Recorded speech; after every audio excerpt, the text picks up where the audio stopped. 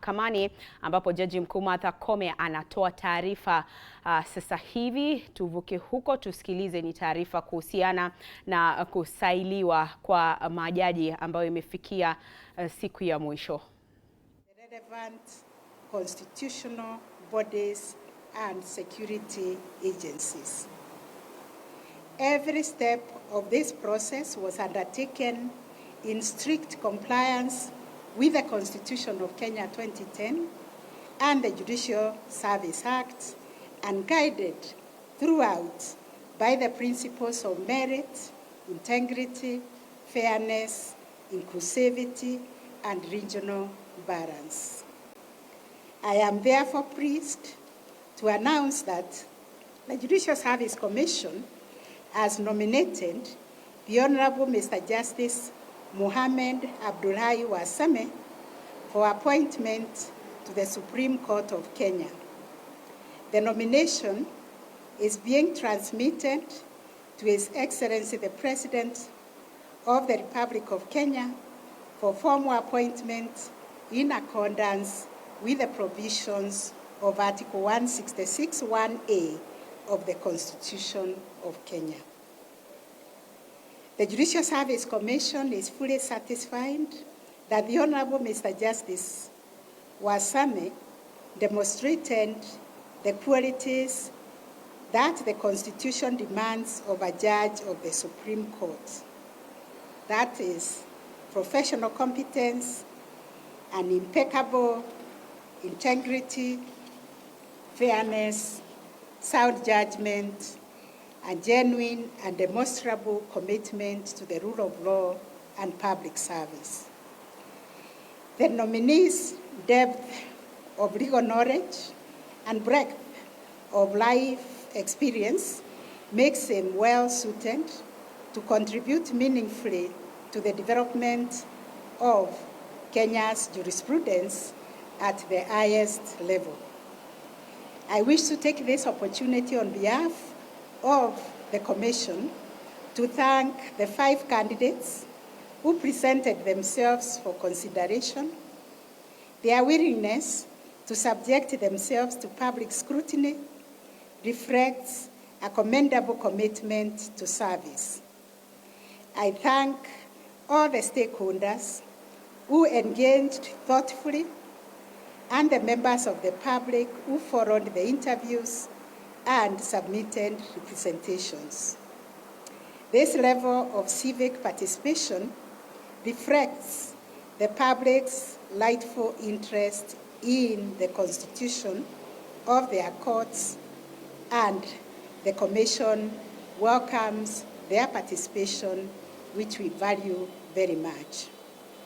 I also want to commend our Judicial Service Commission Secretariat that is led by our Chief Registrar of the Judiciary, who is also the Commission Secretary, Honorable Winfrida Mukaya, for the professionalism and dedication with which this process was conducted.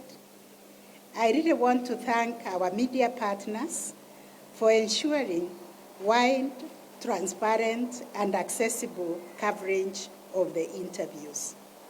Ladies and gentlemen, allow me to place this nomination in its broader context. This year alone, Kenyans have witnessed unprecedented strengthening of its judicial capacity. In January, the Judicial Service Commission nominated 15 judges to the Court of Appeal, who were subsequently appointed by the President, and they have duly taken office and discharging duty.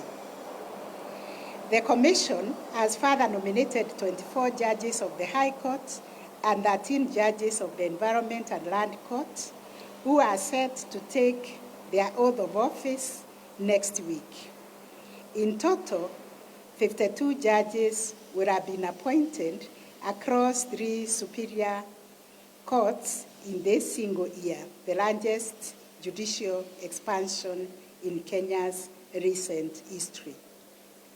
The scale of this undertaking reflects the depth of Kenya's justice needs and the Commission's unwavering resolve to meet those needs.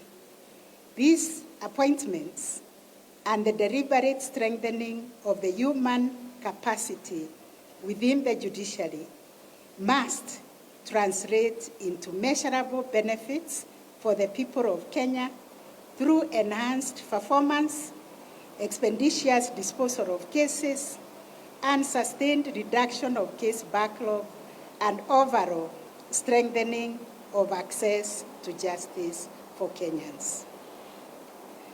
Performance measurement of judges and judicial officers is a critical accountability mechanism. Going forward, there is a clear need to enhance transparency in the assessment of performance and the reporting on the productivity of each judge and judicial officer in a manner that reinforces public confidence while upholding judicial independence. To this end, the Judicial Service Commission has resolved that effective 1st of July 2026, the judiciary shall commence the publication of individual performance data for judges and judicial officers. We shall do this in a structured and transparent framework that safeguards judicial independence and institutional integrity. This is in recognition of our duty to remain always accountable to the people of Kenya, who are the ultimate consumers and financiers of justice, and in whose name judicial authority is derived and exercised.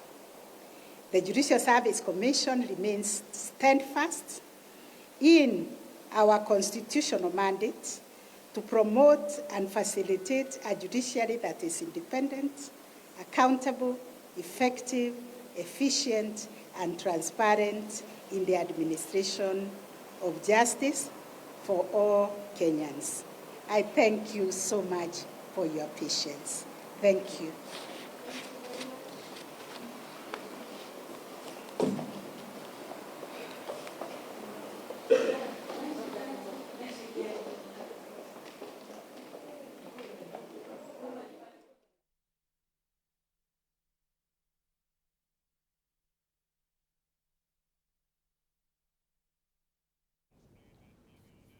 Na mtazamaji, hizo ni picha za moja kwa moja kutoka katika mahakama ambapo Jaji Mkuu Martha Koome ametoa hotuba yake hapo akimtangaza Mohammed Warsame ambaye ameteuliwa kuwa jaji mteule wa mahakama ya juu, na kumbuka alikuwa ni miongoni mwa wengine watano ambao walisailiwa. Ndizo taarifa za hivi sasa kwamba Mohammed Warsame sasa amechukua wadhifa huo kama jaji mteule, ambapo ameteuliwa kutokana na jopo ambalo limekuwa likiendesha shughuli hiyo nzima. Taarifa hiyo bila shaka mtazamaji utakuwa unaipokea kwa ukamilifu wake kwenye taarifa zetu za hapo baadaye, lakini kwa sasa tuzidi kukutaarifu kuhusiana